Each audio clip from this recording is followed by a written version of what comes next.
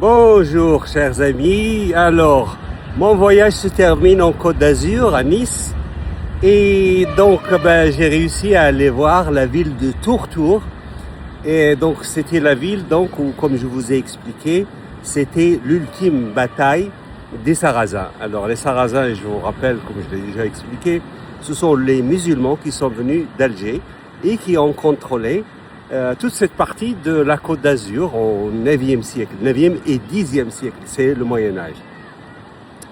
Et donc, pour comprendre un peu plus, donc je suis allé voir mon ami Guy Roffiange. Alors, Guy Roffiange, pour ceux qui ne le connaissent pas, donc c'est un professeur de langue et c'est un spécialiste de l'histoire du Moyen-Âge aussi, qui habite dans la région de Ompus. Mais Guy a aussi une autre histoire parce qu'il a travaillé en Algérie et essentiellement pour presque une vingtaine d'années en fait, entre Ouled Djellel, Tolga et le lycée Ben Mhidi à Biskra où il a enseigné. Et maintenant donc il habite à côté de Tourtour et donc on va lui poser la question premièrement pour connaître ces Sarrasins et deuxièmement comment s'est fini l'histoire des Sarrasins.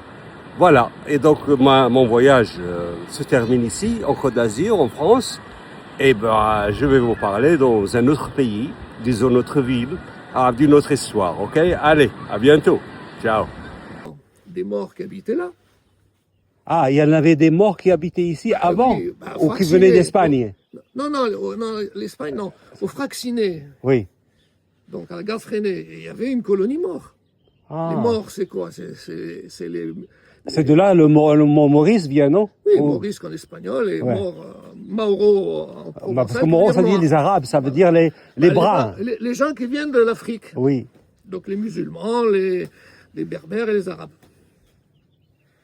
Mais il y a une autre étymologie, peut-être plus vraisemblable, c'est que en fait ces collines étaient recouvertes de forêts qui existent toujours, noires, et mort viendrait plutôt de la végétation qui était plutôt noire. Donc ça n'a rien à voir avec les morts. Bon, enfin là, on peut discuter longtemps sur l'étymologie. Ouais. Mais je pense plutôt à la deuxième ou à la première. D'accord. Bon, allez, on continue alors.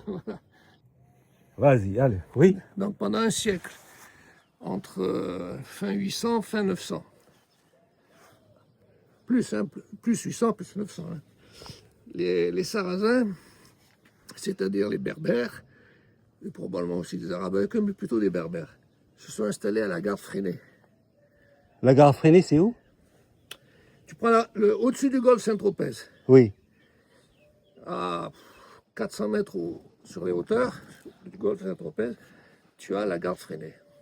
Ah, c'est là quand on est allé en bateau, tu m'as dit qu'ils venaient ici, ils font des razzias, ils prenaient les femmes et tout. Voilà. Donc, la gare Freinet, c'était leur base. D'accord. Ils se sont installés là pendant un siècle. Et ils ont fait des razzias à travers toute la Provence. Très très loin, jusque dans les Alpes. Oh.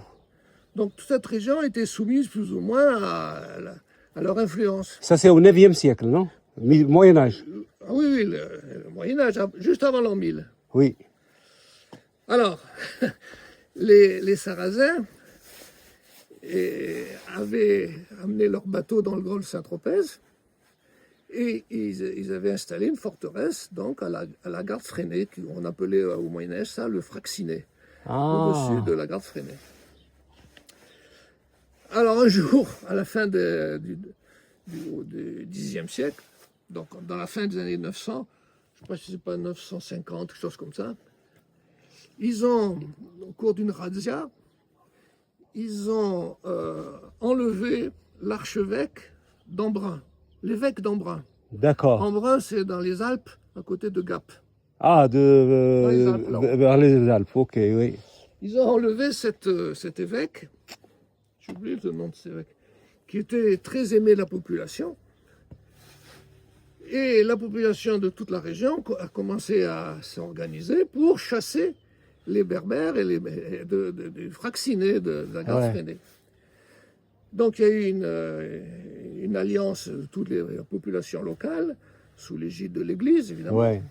Et ils se sont battus avec les gens du Fraxinet, les Berbères, probablement à Tourtour. Ouais, parce que j'ai lu que c'est à Tourtour qu'ils ont Oui. perdu à la fin du 10e, quoi. À la fin du Xe siècle, à la fin des années 900.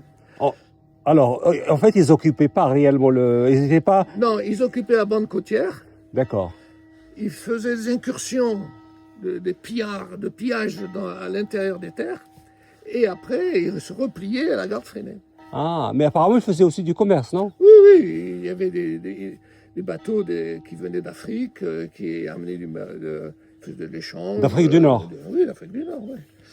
Et donc, cette bataille a été perdue par les Arabes, les musulmans de la garde freinée, et ça a été, ils sont partis, et ça a été la fin de l'occupation de cette région par les morts. Waouh, Il reste le c'est nom comme des ça qu'ils morts. les appellent les morts. Alors là l'étymologie